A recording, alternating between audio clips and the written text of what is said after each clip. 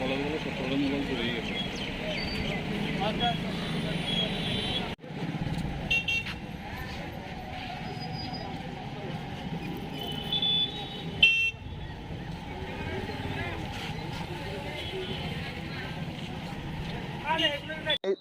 দেখুন এই জায়গাটা, এই জায়গাটা এটার জন্য আমি তীব্র প্রতিবাদ জানাচ্ছি। যারাই এটা তৈরি করেছে তাদের প্রতি আমি তীব্র ক্ষোভ এবং তীব্র প্রতিবাদ জানাচ্ছি। আমাদের জাতীয় পতাকাকে অবমাননা করছে এবং দৈর্ঘ্যপ্রস্থ সঠিকভাবে নেই, ওটাকে সঠিকভাবে মেনটেন করেনি এবং যা পেরেছে তাই মানে অসাধু ব্যবসায়ীরা করে নিয়েছে তাদের ব্যবসার খাতিরে।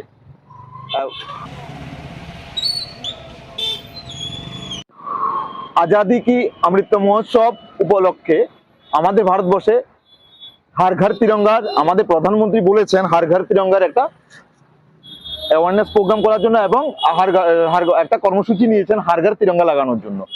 কিন্তু এখন দেখা যাচ্ছে হার ঘর তিরঙ্গার যে কর্মসূচি নেওয়া হয়েছে, বিভিন্ন অসাধু ব্যবসায়ী যারা ইন্ডিয়াতে আছে তারা কি করছে, এই স্কোপটা নিয়ে আমাদের জাতীয় পতাকার অবমাননা করছে। দেখুন আপনি জাতীয় পতাকার যে দৈর্ঘ্য প্রস্থ মানে ব্রেথ অ্যান্ড ব্রেথ দেখে মানে কোনো কিছু না মেনটেন করে জাতীয় পতাকা তৈরি করে নিয়েছে। ইভেন অশোক স্তম্ভটা পর্যন্ত সঠিকভাবে যে জায়গাতে রাখা দরকার ছিল সেখানে রাখেনি এবং সে যে ন্যাশনাল ফ্ল্যাগের যে কোড অফ কন্ডাক্ট আছে সেটাকে মেনটেন করেনি। তার জন্য আমি প্রশাসনের কাছে অনুরোধ করব যে এটার জন্য যে জাতীয় পতাকার অবমাননা হবে, এখনো আমাদের সময় আছে, আরো 4 দিন সময় আছে।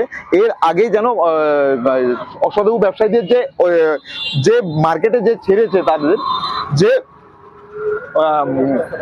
দৈর্ঘ্যপ্রস্থ ছাড়া এবং সঠিক দৈর্ঘ্যপ্রস্থ ছাড়া এবং অশোক স্তম্ভ সঠিক জায়গাতে বসানো ছাড়া যে আমাদের জাতীয় পতাকা তৈরি করে যারা মার্কেটে ছেড়েছে সেটার উপর যেন প্রশাসন সঠিক পদক্ষেপ নেয় এবং যারা যারা ক্রেতারা আছেন এবং যারা যারা এই ফ্ল্যাগগুলো পাচ্ছেন, অ্যাটলিস্ট আপনারা